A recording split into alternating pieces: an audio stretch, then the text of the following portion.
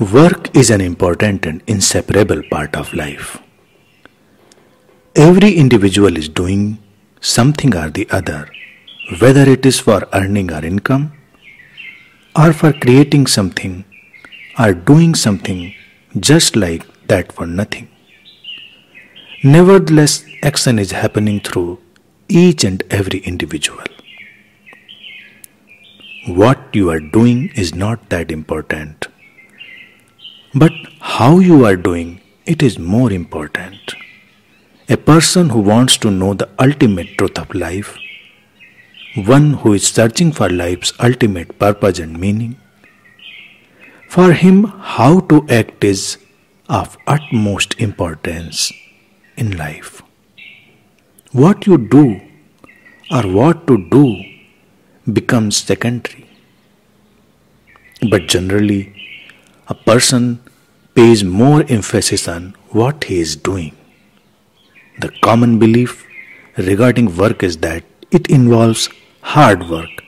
However, doing does not always involve hard work.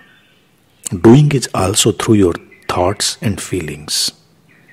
The belief that work and effort go hand in hand, intertwined into each other, does not necessarily hold true.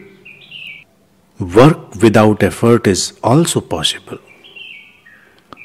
A spiritual person lives in effortlessness.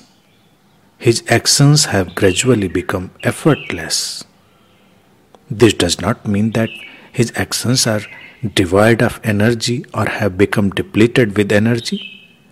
Rather, it is quite possible that he has invested more energy than an ordinary individual could have.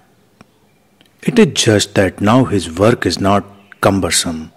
A calm and centered state of effortlessness has entered into his being, and his actions are now performed through that state of total ease, devoid of confusion and chaos, but with crystallized clarity of thought.